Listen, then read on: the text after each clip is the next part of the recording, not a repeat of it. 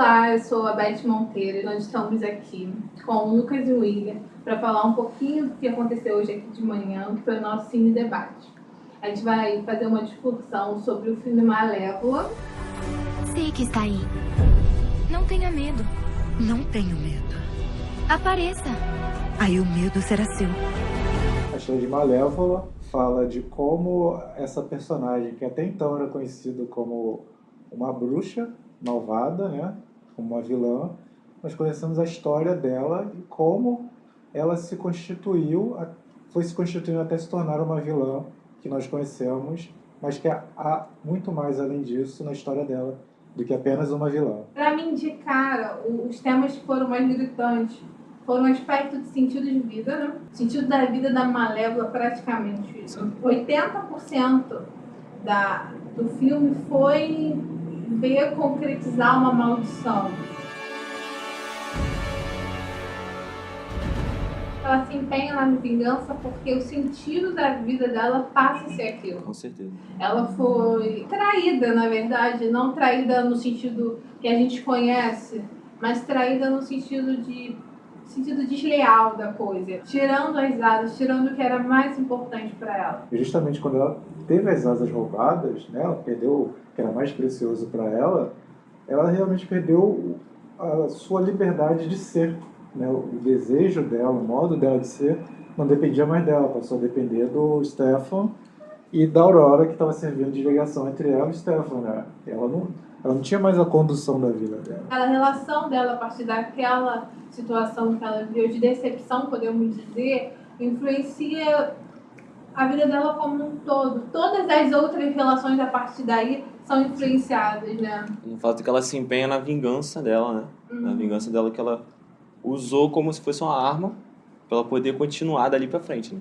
Ela se empenha a vida toda ali dela naquela vingança. Quando ela joga a maldição na Aurora, quando ela joga a maldição, ela se delicia com a maldição, só que ela percebe que ela ainda tá sozinha. Ela ainda tá com aquela... Falta alguma coisa para ela. Qual sentido nós damos à nossa existência? O Viktor Frankl fala que o mal da nossa geração é não ter um sentido para a nossa vida. As nossas grandes questões hoje já foram resolvidas e nós estamos num grande vazio existencial. Essa questão do amor platônico, ela quebra totalmente, o filme quebra isso, quando a Aurora não é mais salva por um príncipe, mas sim pela própria Malévola. E assim, até que ponto as mulheres de fato precisam de um príncipe? Como a gente recebe mulheres ainda com essa idealização de amor platônico e que sofrem por não ter isso? Na minha infância, os desenhos da Disney exibiam muito isso. Da princesa que ia ser resgatada por um príncipe e eles iam ser felizes para sempre. O adolescente ele tem muito isso, ele tem a banda que idolatra e se eu vivesse com aquele cantor tal, como eu seria feliz e minha vida. Então assim, ele não tem relacionamento, ele não tem uma relação concreta com o outro. E para você ter uma vida a dois, você tem que ir para a realidade. Então, assim, tem muitas pessoas que, por fugirem dessa realidade, elas só ficam na fantasia. Porque o real pode parecer ameaçador. E você tem que lidar com muitas questões. Com a frustração, com o medo, com a decepção, com a rejeição. Pô, ninguém quer ser rejeitado. Só que o ideal nunca vai ser real. Então, nunca vai existir. E tem um outro ponto nessa questão dessa idealização, que é idealizar o outro e não olhar para si, né? Está sempre no outro a possibilidade de alguma coisa dar certo, né? Que a ideia ele tá falando da desconstrução do amor romântico, né? A ideia de que o príncipe tem que ser perfeito. Agora, eu, né? A pessoa, o homem, a mulher, enfim, eu tenho que ser quem eu sou, o outro que me aceite.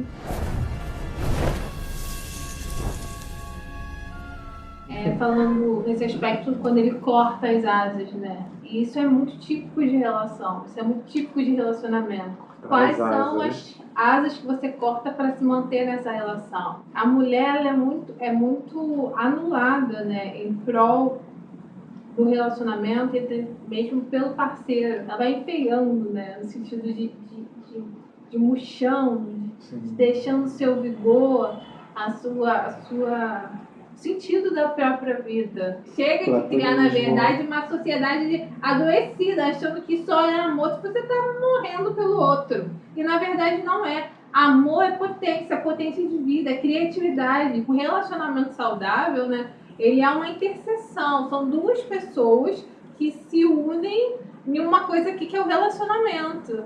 Não é uma fusão, eu não estou fundido ao outro. Eu tenho uma vida, eu tenho um gosto, eu tenho amigos, eu tenho um monte de coisa. Eu não me mato para a relação, eu não me despedaço para manter o outro ou a relação inteira. Como você, com os recursos que você tem, consegue fazer uma escolha que vai ser positiva para você e para outros, né? Porque você pode fazer a escolha totalmente destrutiva, inclusive para si mesmo. No caso da Malévola, a escolha dela, durante um tempo, foram ruins para ela, inclusive, né? Para os outros também.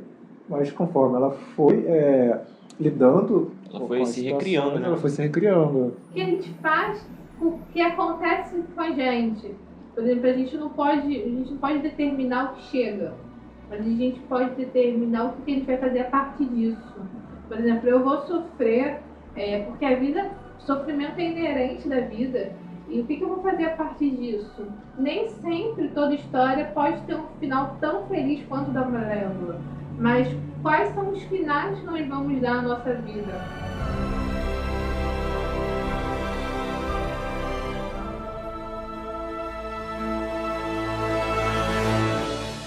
Não se esqueça de se inscrever no nosso canal, dar o like para o nosso vídeo e sempre ser mais nas nossas mídias sociais.